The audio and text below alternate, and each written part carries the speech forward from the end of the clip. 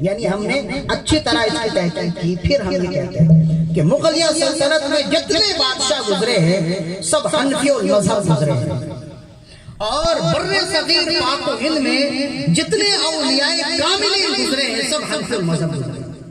لہذا حضور سیدنا خواجہ غریب نواز رحمت اللہ تعالی علیہ فقہ کے اعتبار سے حنفی المذہب تھے، اور آپ کے بعد آپ کے جتنے خلفاء آئے ہیں، بابا فرید گنج شکر ہوں یا آپ کے دیگر خلفاء ہوں،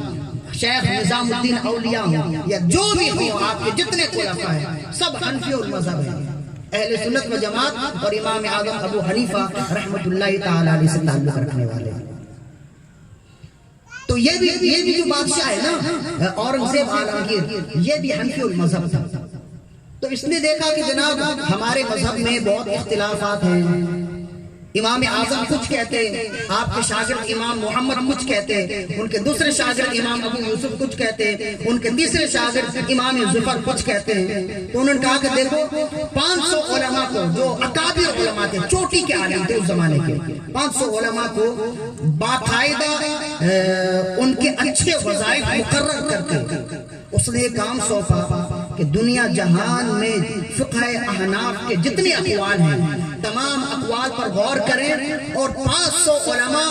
ہر ایک مسئلے پر باقاعدہ آپس میں مذاکرے کریں، ڈیبیٹ کریں، مذاکرے کریں، مکالمے کریں، اور مذاکرے اور مکالمے کے بعد جو قول مفتہ بھی ہو جائے، جس بات پر سب کا اتفاق ہو جائے، اسے لکھ لیا جائے، تاکہ بعد میں آنے والے لوگ جو بہت کم سطحی نظر رکھتے ہیں، سطحی علم رکھتے ہیں، ان کے لیے اختلاف میں الجھنا ختم ہو جائے، اور وہ بس کتاب دیکھیں اور کہہ دیں کہ ہاں جناب یہی کام ہے اور یہی ہم یہ کرنا ہے، اس میں کوئی اختلاف نہیں۔ تو اس نے 500 علماء کو جمع کیا، اور جمع کرنے کے بعد اچھے وظائف مقرر کر کے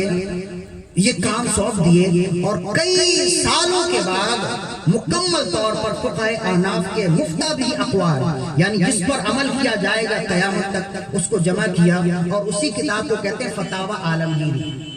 جو 12 جلدوں میں مدون ہے، فتاوی عالمگیری، اس کو فتاوی ہندیہ بھی کہتے ہیں۔ عربی لوگ اسی کو فتاوی ہندیہ کہتے ہیں، اس لیے کہ عربی میں تو گاف ہے نہیں، تو انہیں بولنے میں دشواری ہوتی ہے، تو اسے فتاوی ہندیہ کہہ دیتے ہیں، اور پھر عام طور پر بر صغیر پاک و ہند میں اسی کو فتاوی عالمگیر کہتے ہیں۔ بہت مستند، یعنی اس میں اختلاف ائمہ بیان نہیں کیا گیا، جو قول مفتہ بھی، یعنی جس پر عمل ہے سب کا جس پر اتفاق ہو گیا، اس کو جمع کر دیا گیا۔ تو اورنگزیب عالمگیر ولی کامل میں سے تھا۔ تو اس کے زمانے میں ایک شخص تھا جو بڑا بہروپیہ تھا۔ بعض لوگ ہوتے ہیں انہیں یہ چال آتی ہے، اور ان کے اندر یہ کمال ہوتا ہے کہ وہ مختلف روپ اپنا کر انسان کو دھوکہ دینے میں کامیاب ہو جاتا ہے۔ تو وہ بہروپیہ تھا، اور مختلف انداز سے آتا، مختلف بھیس بدل کر آتا، مختلف روپ میں آتا، اور بادشاہ کو دھوکہ دینے کی کوشش کرتا، لیکن ہر بار بادشاہ پہچان لیتا، تو وہ ناکام ہو جاتا۔ تو بالآخر اس نے یہ حربہ اپنایا، ہیلا کیا، اس نے کہا اب کی بار میں بادشاہ کو دھوکہ دوں گا،